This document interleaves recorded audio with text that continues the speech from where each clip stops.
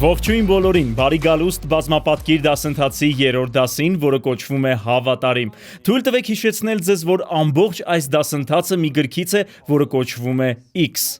Բազմապատկիր Աստծուց քեզ տրված ներուժը։ Ես չեմ կարող չափից ավելի շեշտադրել, թե որքան կարևոր է, որ կարդաք այս գիրքը։ Քանի որ որքան էլ կիսվեմ ձեզ հետ այս դասընթացում, անհնարին է փոխանցել այն, ինչ կա այս գրքում։ Սա կյանքեր փոխող գիրք է։ Շարունակենք այնտեղից, որտեղ կանգ առանք նախորդ դասին։ Առաջին Կորինթացիների 4-րդ գլուխ առաջին եւ երկրորդ խոսքեր։ Պողոսն ասաց. «Թող ամեն մարդ այսպես համարի մեզ, ինչպես Քրիստոսի պաշտոնյաներ եւ տնտեսներ»։ Տնտեսը շատ կարևոր բառ է, Աստծո խորհուրդների տնտեսներ։ Պողոսի հատուկ տնտեսություններ հայտնություններ փոխանցելը, քարոզելու, սովորեցնելու եւ գրելու միջոցով։ Ձեր պարգևը կարող է այլ լինել, եւ մենք մանրամասնորեն քննարկեցինք դա նախորդ դասին։ Արդ պահանջվում է, գրված է պահանջվում է, ոչ թե խորհուրդ է տրվում, ոչ թե առաջարկվում է։ Տնտեսների մեջ այն է պահանջվում, որ մեկը հավատարիմ գտնվի, եւ կարծում եմ հետաքրքիր է, որ այստեղ թվարկված չեն մի շարք հատկանիշներ։ Նա ներկայացնում է միայն մեկ պահանջ տնտեսից։ Հավատարմություն։ Լավ։ Ինչպես ասացի նախորդ դասին, ես հարցում եմ անցկացրել առաջնորդական թիմերից եկեղեցիներում եւ համաժողովների ընթացքում աշխարհով մեկ. Որն է հավատարմության սահմանումը, եւ ցուցակ եմ կազմել պատասխանների մեծ մասից։ Այն սպառիչ չէ։ Եղել են այլ պատասխաններ, բայց այս բառերն ամենից հաճախ ասվածներն են. կայուն, հետևողական, հուսալի, վստահելի, անձնվեր, նվիրված, անխարդախ, արժանահավատ, ճշմարտացի, վճռական, հնազանդ։ Բոլորս կհամաձայնենք, որ սրանք հավատարմության մեկ բառից բաղկացած հաջող սահմանումներ են, բայց կա մեկ սահմանում, որը ես համարում եմ գլխավորը, որը ես չեմ լսել ոչ մի անգամ։ Ես ոչ մի անգամ չեմ լսել այդ գլխավոր սահմանումն աշխարհի ոչ մի մասում։ Ոչ մի առաջնորդական թիմից, որին ես քարոզել եմ։ Եվ այդ բառը բազմապատկումն է։ Դուք կասեք, ոչ, սպասեք, միթե բազմապատկումը հավատարմության գլխավոր սահմանումն է։ Այո, եւ այս դասին կիմանաք դրա պատճառը։ Սկսենք Հիսուսի տաղանդների առակից, որը հայտնի է շատերին այս անվանումով։ Մատթեոսի 25:14, ես կկարդամ նոր կենդանի թարգմանությունից։ Երկնքի թագավորությունը կարելի է նկարագրել երկար ճանապարհ գնացող մի մարդու պատմությամբ։ Նա կանչեց իր բոլոր ծառաներին եւ վստահեց. սա վերաբերում է տնտեսներին։ Նրանց իր փողն ամբողջությամբ այն ընթացքում, երբ ինքը բացակա էր լինելու։ Մենք պետք է նշենք երկու բան. նրա ճանապարհը երկար էր։ Հիսուսն արդեն 2000 տարի է գնացել է։ Երկրորդը, նա վստահեց նրանց իր փողը։ Կրկին, մենք տեսնում ենք տնտեսի դասական սահմանումը։ Նա տվեց 5 պարկ արծաթ մեկին։ Նա տվեց 2 պարկ արծաթ մյուսին։ Եվ նա տվեց 1 պարկ արծաթ վերջինին, բաժանելով նրանց կարողությունների չափով։ Դրանից հետո ճանապարհ ընկավ։ Նոր կենդանի թարգմանությունն անվանում է դա արծաթով լի պարկեր։ Հունարենում այն տալանտոնն է։ Ես ասացի ձեզ, որ չեմ արտասանի հունարեն բառերը, բայց պետք է ասեմ այս մեկը։ Այլ թարգմանությունների մեջ գրված է տաղանդ։ Երևի դա ավելի մոտ թարգմանություն է, բայց նոր կենդանի թարգմանությունը նկարագրում է, թե ինչ է տաղանդը։ Իրականում այն կշռի չափ է։ Այն փողի չափ չէ, բայց սովորաբար այն առնչվում է ոսկու եւ արծաթի կշռի հետ։ Այս դեպքում նոր կենդանի թարգմանությունը խոսում է արծաթի կշռի մասին։ Մեկ տաղանդը մոտավորապես 34 կիլոգրամ է։ Երբ այդ ծառաների տերն արծաթով լի պարկեր տվեց նրանց, մի մտածեք, որ դրանք փոքրիկ պարկեր էին, քանի որ դրանցից ամեն մեկում 34 կիլոգրամ արծաթ կար։ Որքան արժե մեկ պարկը։ Իմ դիտարկած հղումների մեծ մասը մի փոքր տարբերվում է, բայց ընդհանուր առմամբ համարվում է, որ այն արժե մոտավորապես $18,000։ Ինչու եմ ասում ձեզ այս մասին, այն արժեքավոր է։ Եթե ես տայի ձեզ $18,000 պարունակող պարկ, հազիվ թե դուք գցեիք այն ձեր ավտոտնակի մի անկյունում, բաց թողեիք ձեր ավտոտնակի դուռը եւ նույնիսկ չմտածեիք դրա մասին։ Ես կակնկալեի, որ դուք ուշադրությամբ տնտեսեիք դա։ Դուք հետևում եք ինձ, այլ կերպ ասած, այն կարողությունը, որն Աստված փոխանցում է մեզ, մեծ արժեք ունի նրա համար։ Եվ իհարկե, ես արդեն ակնարկեցի, այս տաղանդները չեն խորհրդանշում փող։ Հիշեք, որ Հիսուսի առակներում ցորենը խորհրդանշում է աստվածապաշտ մարդկանց, որոմները չար մարդկանց, սերմը, խոսքը, փշերը, կյանքի հոգսերը, հունձքը, աշխարհի վերջը, հնձվորները, հրեշտակներին։ Այս առակում նա պատմում է արծաթի պարկերի մասին, բայց իրականում դրանք խորհրդանշում են Աստծո ձեզ եւ ինձ տրված խարիզման։ Այնպես որ այս պահից ի վեր, երբ ես ասեմ տաղանդ բառը, չեմ ուզում, որ մտածեք արծաթով լի պարկի մասին։ Ուզում եմ, որ մտածեք Աստծուց մեզ տրված կարողության կամ խարիզմայի մասին։ Մենք պետք է ուշադրություն դարձնենք, որ ծառաներից յուրաքանչյուրը չստացավ նույն չափը։ Եվ ես չեմ ուզում ասել այս ծառան, այն ծառան։ Ես անուններ կտամ նրանց, ես կանվանեմ այս ծառաներից ամեն մեկին, լավ։ Ես կանվանեմ 5 պարկ ստացած ծառային Էլիսոն։ 2 պարկ ստացած ծառային կանվանեմ Ռոբերտ։ Եվ 1 պարկ արծաթ, այսինքն 1 պարքև կամ խարիզմա ստացած մարդուն կանվանեմ Լերի։ Եթե ձեր անունը Լերի է, ես նկատի չունեմ ձեզ, սա հորինված անուն է, լավ։ Այսպիսով Էլիսոնը, որը 5 պարկ արծաթ ստացավ, սկսեց ներդնել, նա սկսեց գործել։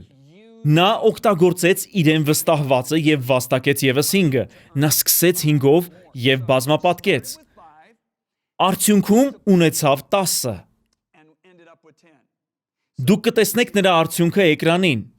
Նա ուներ 5-ը, նա 2 անգամ բազմապատկեց դա եւ ստացավ 10-ը։ Լավ, Ռոբերտը, որը ստացել էր 2 պարկ արծաթ, նույնպես աշխատեց եւ վաստակեց եւս 2-ը։ Ռոբերտն ուներ 2-ը, նա 2 անգամ բազմապատկեց դա եւ ստացավ 4-ը։ Հաջորդը Լերին է, բայց Լերին, որը 1 պարկ արծաթ ստացավ, փոս փորեց հողի մեջ եւ թաքցրեց իր տիրոջ փողը։ Լերին սկսեց 1-ով, նա պահպանեց այդ 1-ը եւ մնաց դրանով։ Կարդացեք այս ծառաների դատաստանի մասին, այն շատ հետաքրքիր է։ Երկար ժամանակ անց, կրկին, մենք լսում ենք երկար ժամանակ արտահայտությունը։ Այն լիովին հաստատում է, որ Հիսուսն արդեն 2000 տարի է գնացել է։ Կարծում եմ դուք հասկանում եք սա։ Նա չի մանրակառավարում իր եկեղեցին։ Նա չի մանրակառավարում այն, ինչ մենք տնտեսում ենք։ Նա ակնկալում է, որ մենք օգտագործենք այն, ինչ ինքը տվել է մեզ իր սրտով, այսինքն բազմապատկենք դա։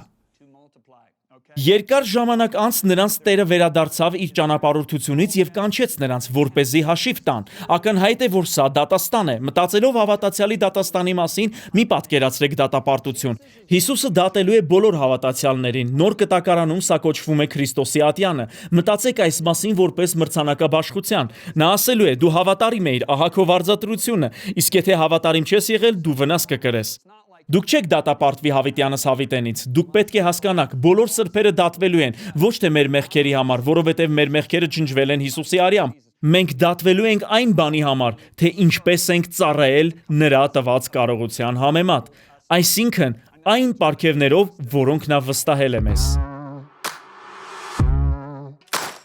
Ներկայացնում ենք Messenger X-ը։ Նյութերի ներբեռնման եւ հոսքային հեռարձակման լիովին նոր հարթակ։ Այն աշակերտական նյութերի ամբողջական թվային դարանը Ջոն եւ Լիզա Բիվերներից։ Պարունակում է վիդեո ուսուցումներ, աուդիո եւ էլեկտրոնային գրքեր, կարճամետրաժ ֆիլմեր, աստվածաշնչեր եւ ավելին։ Այս նոր հարթակը կարելի է օգտագործել ձեր բոլոր սարքերով։ Այն լիովին անվճար է։ Ավելի քան 111 լեզուներով։ Աշակերտություն յուրաքանչյուրի համար ամենուր։ Ներբեռնեք հավելվածը կամ այցելեք messengerx.com։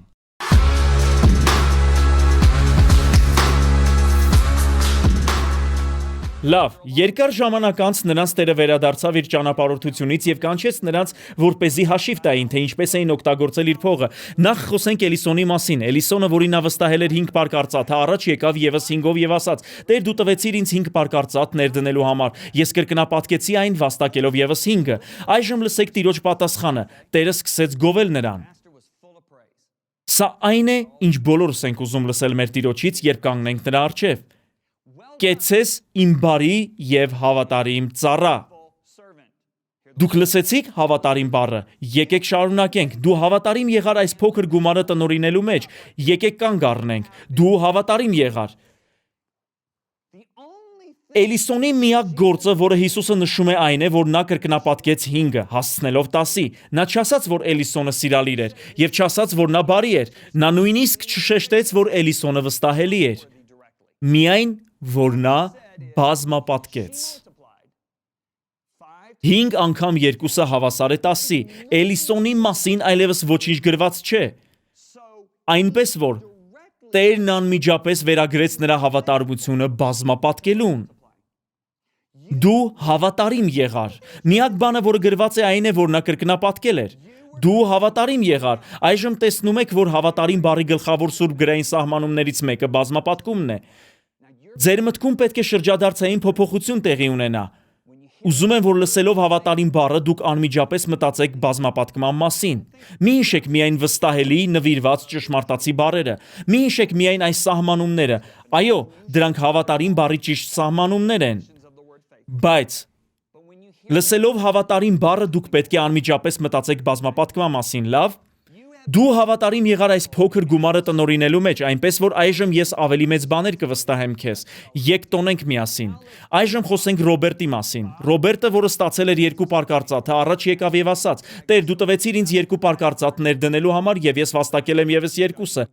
Լսեք Ռոբերտի դատաստանը։ Տերն ասաց. «Կեցցես իմ բարի եւ հավատարիմ ծառա, դու հավատարիմ եղար»։ Կրկին, նա վերագրեց նրա հավատարմությունը միայն մեկ բանի, նա բազմապատկեց 2-ը ստանալով 4-ը։ Դու հավատարիմ եղար այս փոքր գումարը տնօրինելու մեջ, այնպես որ այժմ ես ավելի մեծ բաներ կվստահեմ քեզ։ Եկ տոնենք միասին։ Դուք նկատեցիք, որ նրանց դատաստանը ճիշտ նույնն էր։ Աստված չի նայելու ձեր կողքին նստած մարդուն, որը ձեզնից ավելի շատ տաղանդներ ունի, եւ չի դատելու ձեր արդյունքները ըստ նրա արդյունքների։ Նա նայելու է այն բանին, թե որքանով եք դուք բազմապատկել։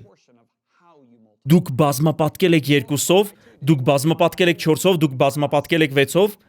Հասկանալի է, դուք պետք է հասկանաք սա շատ կարևոր է, եւ սա թույլ չի տա, որ համեմատեք ձեզ այլ մարդկանց հետ։ Այժմ խոսենք Լերիի մասին։ Դրանից հետո եկավ Լերին արծաթի մեկ պարկով եւ ասաց. «Տեր, ես գիտեի, որ դու խստասիրտ մարդ ես»։ Խնդիրն այն է, որ նա չէր հասկանում իր տիրոջ բնավորությունը եւ ուներ սխալ կարծիք նրա մասին։ Դու հնձում ես այն բերքը, որը չես ցանել եւ հավաքում ես այն բերքը, որը չես աճեցրել։ Ես վախեցա։ Իր տիրոջ բնավորությունը չիմանալը վախ առաջացրեց, որ կկորցնեի քո փողը եւ թաքցրի այն հողի մեջ։ Ահա ես վերադարձնում եմ քո փողը։ Լավ։ Նա ասաց. «Վերցրու այն»։ Այսպիսով Լերին պահպանեց։ Նա չբազմապատկեց։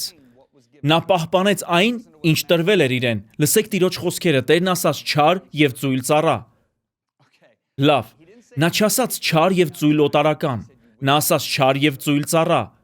Խոսքն այստեղ փրկության մասին չէ, մենք խոսում ենք վերստին ծնված մարդկանց մասին, որոնց պարգևներ է վստահվել։ Տերը նայում է իր ծառային, որն իր թագավորության մեջ է, եւ ասում է. «Դու չար եւ ծույլ ես»։ Եկեք ուսումնասիրենք սա։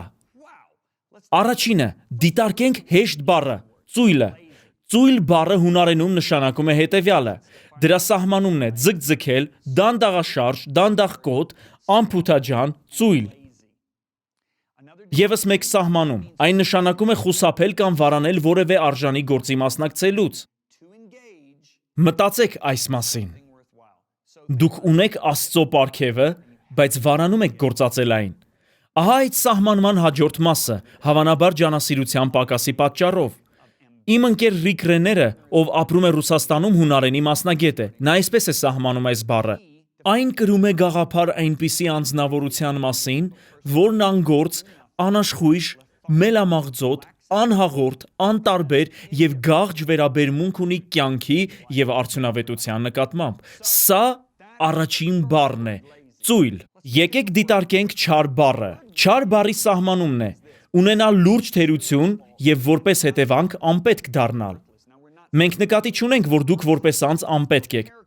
Սա նշանակում է, որ դուք անպետք գտնվեցիք ձեր պարգևը գործածելու մեջ։ Լավ, սա նույնն է, ինչ Պողոսն ասում է. «Վայ ինձ, եթե չգործածեմ իմ պարգևը»։ Հուսով եմ դուք հասկացաք, թե որքան լուրջ եւ կարեւոր է ձեր պարգևով հավատարիմ լինելը։ Ինչ է նշանակում հավատարիմ լինելը։ Բազմապատկել Աստծուց ձեզ տրված պարգևը։ Պողոսն ասաց. «Վայ ինձ»։ Մենք տեսնում ենք այս առակում, որ Տերն ասում է. «Դու չար եւ ծույլ ես»։ Դու անպետք գտնվեցիր քո պարգևի հարցում։ Եկեք պարզորեն ցույց տանք սա։ Բազմապատկողները բարի եւ հավատարիմ են համարվում Տիրոջ կողմից։ Նրանք, ովքեր պարզապես պահպանում են Աստծո պարգևը, լուրջ թերություն ունեն, անպետք են եւ ծույլ են։ Սա խիստ է։ Կրկին, ես չեմ կարող չափից ավելի շեշտադրել այս խոսքերի կարևորությունը։ Ես չեմ խոսում էության մասին։ Չեմ խոսում այն արժեքի մասին, որը դուք ունեք Աստծո համար որպես անհատ, այլ այն մասին, թե ինչպես եք վարվել ձեզ վստահված պարգևի հետ։ Շատ կարևոր է, որ հասկանանք, երբ մենք վերստին ծնվում ենք, կատարվում է երկու բան։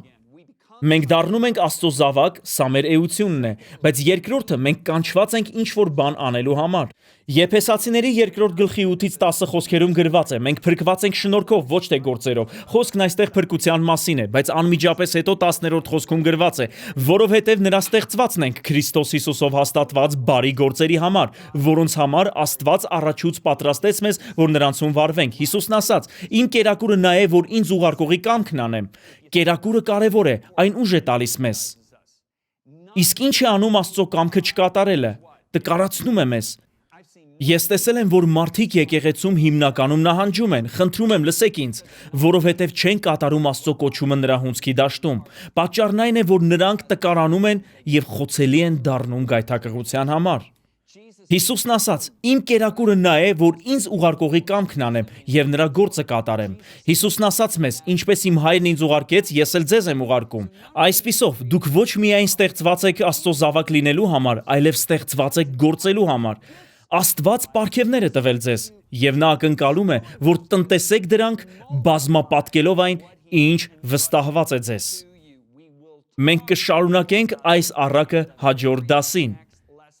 Սա անչափ կարևոր է, քանի որ այս առակի շարունակությունից կհասկանանք շատ ավելին։